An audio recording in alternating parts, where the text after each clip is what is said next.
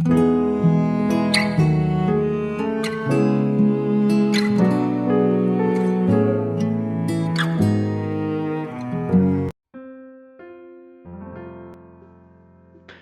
selamat pagi saudara yang dikasihi Tuhan Yesus. Saya menyapa bagi saudara semua yang ada di Indonesia dari Sabang sampai Merauke, baik yang di kota maupun yang di desa. Saudara yang ada di Malaysia, di Kamboja, di Singapura. Senang sekali kembali menjumpai saudara semua pagi hari ini. Saya percaya kita tetap berada di dalam kasih dan penyertaan Tuhan kita, Yesus Kristus. Selamat datang kembali di channel Pokok Anggur bersama saya Yosia Krispianto. Mari saudara, sebelum kita bersama-sama merenungkan firman Tuhan, mari kita bersatu dalam doa. Bapa di surga, Bapa di dalam nama Tuhan Yesus, terima kasih buat penyertaan dan perlindungan Tuhan sepanjang malam dalam istirahat kami. Dan pagi hari ini kami boleh bangun dengan kekuatan yang baru, dengan berkat dan sukacita yang baru daripada Tuhan. Tuhan, sebelum kami beraktivitas pada hari ini, kami rindu untuk merenungkan firman Tuhan. Mari ya Tuhan, terangi hati kami dengan firman-Mu. Ajar kami ya Roh Kudus, agar kami mengerti dan memahami segala kehendak Tuhan bagi kami. Terima kasih Tuhan, ini doa kami. Hanya di dalam nama Tuhan Yesus kami berdoa. Amin, puji Tuhan. Baik saudaraku, kita akan membaca bersama-sama di dalam 1 Raja-Raja 8 ayat yang ke-56. Terpujilah Tuhan yang memberikan tempat perhentian kepada umatnya Israel, tepat seperti yang difirmankannya, dari segala yang baik yang telah dijanjikannya. Dengan perantaraan Musa hambanya, tidak ada satupun yang tidak dipenuhi. Puji Tuhan. Saudaraku, di dalam ketidakpastian, hal yang paling penting adalah kepastian. Dengan kepastian, orang akan merasa aman dan nyaman. Kepastian menjadi jaminan yang membuat setiap orang dapat menjalani hidupnya dengan tenang. Persoalannya adalah betapa sulitnya menemukan dan mendapatkan kepastian yang kokoh, yang tidak berubah dan terpercaya. Pada masanya, Salomo adalah raja yang amat kaya raya dan berkuasa penuh. Ia termasuk sampai ke seluruh dunia. Namun demikian, dalam semua kejayaannya, Salomo tak meletakkan jaminan pada semua yang ia miliki. Alih-alih pada harta dan kuasanya, Salomo justru meletakkan seluruh jaminannya ke dalam tangan Tuhan. Ia menegaskan dengan suara nyaring bahwa Tuhanlah yang telah memberikan tempat perhentian bagi umat. Ketika Tuhan memberikan tempat perhentian bagi umat, itu semua adalah tanda yang sangat jelas mengenai pemeliharaan Tuhan terhadap umatnya. Tuhan yang memberi penghentian adalah Tuhan yang sama yang berjanji kepada umat ketika menuntut mereka keluar dari Mesir menuju ke tanah perjanjian. Semua yang dijanjikan Tuhan kepada Musa diwujudkannya.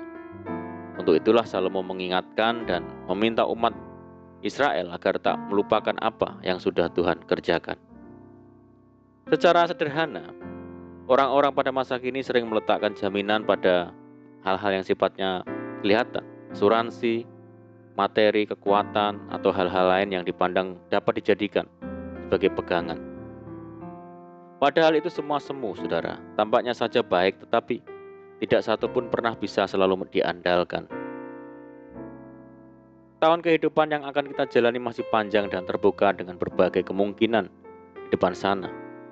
Dalam menjalani semua itu sudah pasti kita butuh jaminan agar kita mau dan mampu melanjutkan perjalanan hidup ini, apapun tantangan yang ada.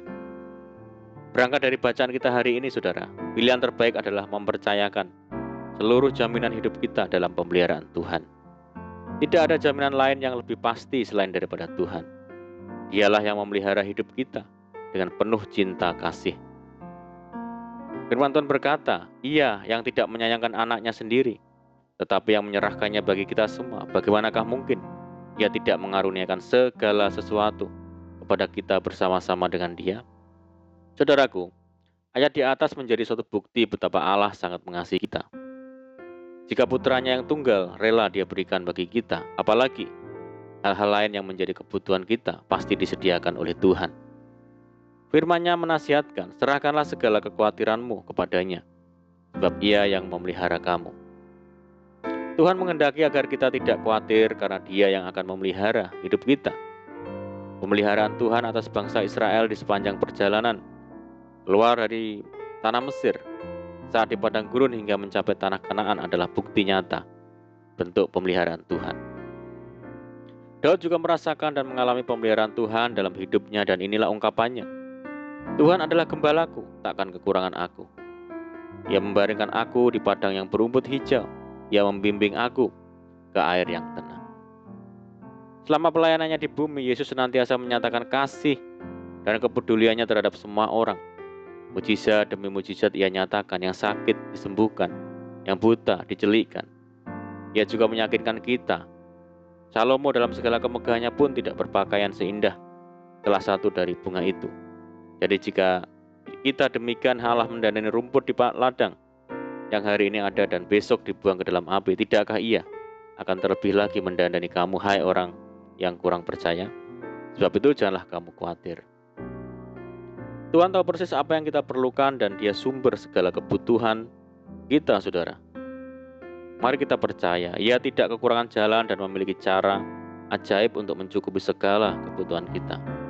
Di dalam Roma ayat 5 mengatakan, akan tetapi Allah menunjukkan kasih-Nya kepada kita oleh karena Kristus telah mati untuk kita ketika kita masih berdosa.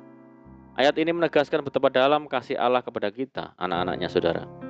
Walaupun terkadang kita tidak setia, Dia tetap setia dan mengasihi kita. Kasih inilah yang menjadi dasar pemeliharaan Tuhan bagi umat-Nya.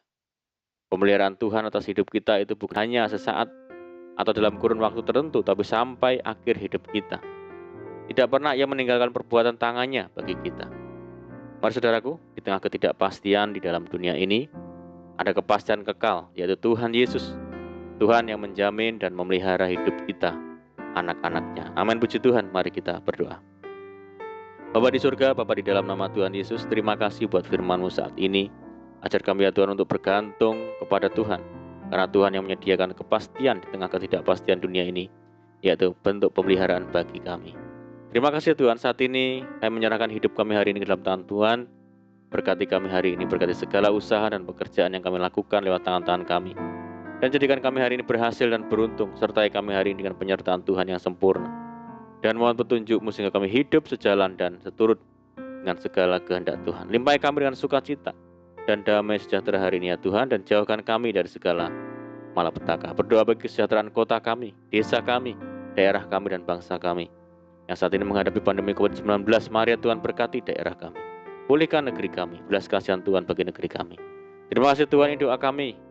Kami percaya Tuhan mendengar seruan doa kami hanya di dalam nama Tuhan Yesus Kristus kami berdoa. Amin. Puji Tuhan. Puji Tuhan, saudara, kita sudah berdoa, kita percaya bahwa penyertaan Tuhan selalu ada bagi kita hari ini. Mari kita tetap mengandalkan Tuhan dan tetap semangat dalam Tuhan. Saya ucapkan selamat pagi, selamat beraktivitas. Doa saya menyertai saudara semua. Tuhan Yesus memberkati. Haleluya.